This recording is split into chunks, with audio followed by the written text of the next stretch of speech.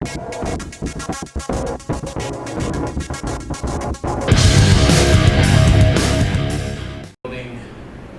Rogue One helmets.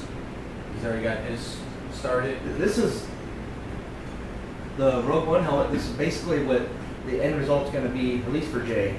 Mine is going a little different direction, actually right in the beginning. But Yeah. Other than the first part you got there, after that it's all gonna be. 'Cause he's doing Mimban, I'm doing the Rogue One to start, and then I want to change it to a Remnant. So, but I still gotta cut this out. I have not ever worked on a helmet before. I have mine started, so I did this off camera for two reasons. One, I have never made a Rogue One kit before, so it's a little different than A New Hope, but it's very similar. So I wanted to get a head start and see some different techniques, different things that we could do, so that we're not totally screwing it up on camera. Yeah. And Make it look like we know what we're doing. yeah, exactly. I've seen, before I put together a kit, I do a lot of research, and I watch a lot of YouTube videos to see tutorials on how to put stuff together. So I haven't found any.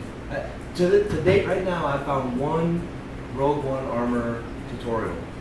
I've seen a couple unboxings, but I've never seen any tutorials. And the one tutorial I've seen is a guy up in, I believe, Kentucky. His name is Greg Johnson, and he started one and never finished. Oh. So there's a few pieces out there which were helpful. It's a little different than the New Hope armor, but there's enough similarities with any Star Wars kit that we can put this together and having a general knowledge of how things go. But because this is the only, as far as I know, will be the first Rogue One kit tutorial from start to finish. Yeah.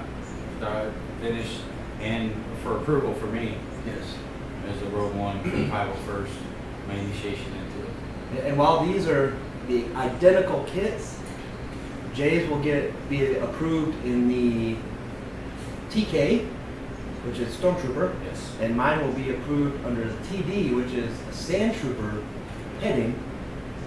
And normally, once a kit, and when you go and get your Remnant, more than likely that will switch over to a TD identifier, because they determine that if it's dirty, it's TD. If it's clean, it's TK. So you'll just by weathering your kit, and that's it, not doing any modifications, it will change it from a TK to a TD. Trooper dirty. Yes. Yeah, I get it. Alright, so let's start cutting. Yep, so what I did to Jay's already is going to be really hard to see because It's very thin lines. Jay's kit has got to get approved clean. So I don't want to put any permanent marker lines on there that we're going to have to clean up and or paint. So I just did it in pencil. I put lines on there for a guide, and he'll just go ahead and cut them. Alright, I'm gonna start on this side here. See what happens. And while Jay's doing that, I have my Mimban blast shield that will go over the front of this, like so. And it has two pieces. So this has to get glued onto there like so. And when this comes in the kit, it's like this. This is the raw form. So as you can see, I really trimmed a lot on this. And then the piece that goes over the brow, there's a lot.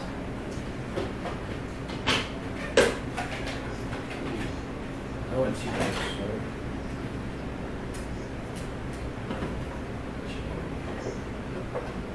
If you need to do any small trims on there, I would use the knife.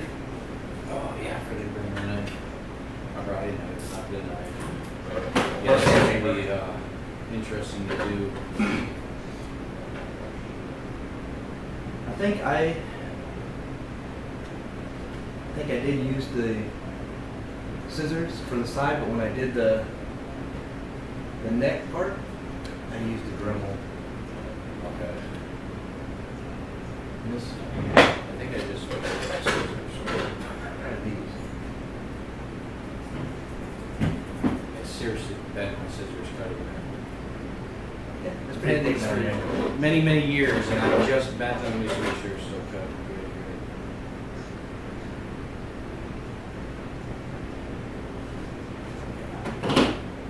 Man, these are straights.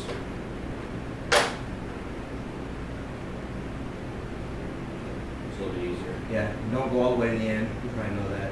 If you close the shears all the way to the end, it creates a fracture and it usually splits it. So you always want to keep it about a quarter of an inch from the end when you're squeezing it closed. And if you have any chips or cracks in this armor, that will be a stress fracture, and later on it will split and it will go. A lot of times what people will do with these, this right here will create a stress and it will split all the way up. The way to fix that is just take a regular paper hole puncher and clip that right on the end. That way it'll make a round hole on that end and you won't have the 90-degree cut to where the split will form.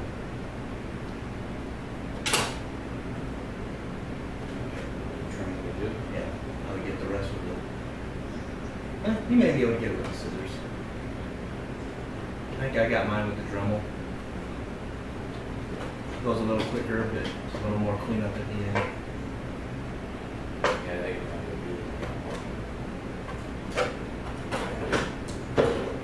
I mean, it's not too bad, but once I get to that curve, Yeah, I'll probably use the scissors on this completely.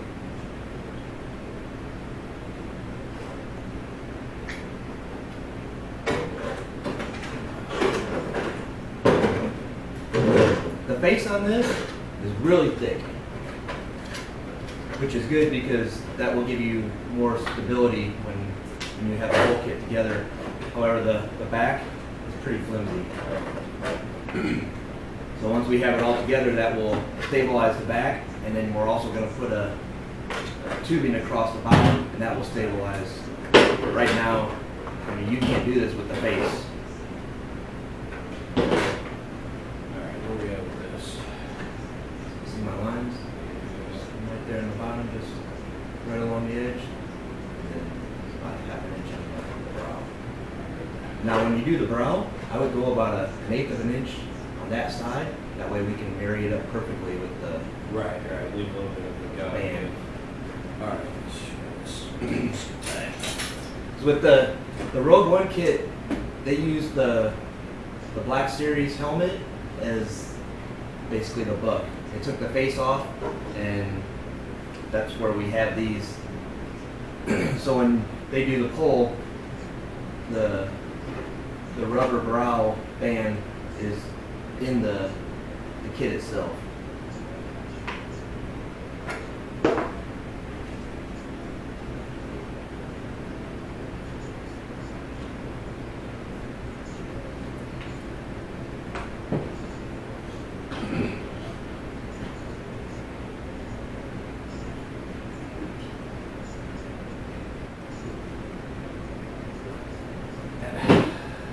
So then what you want to do is sand it real good. And then let me see the face.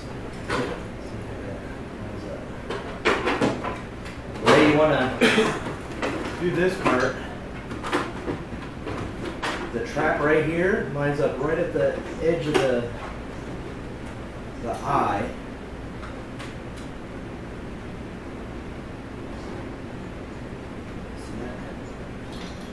End of the trap right there. Goes right. There's a line that goes right down to basically the teardrop.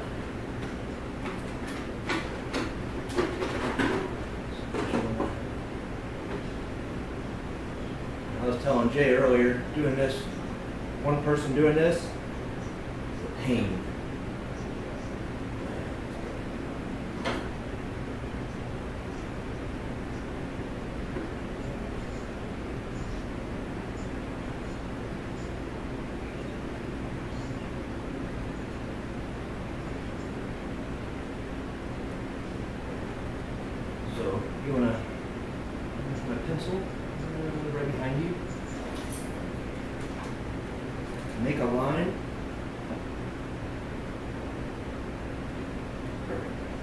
now we know that that it is centered. That's exactly where it needs to be.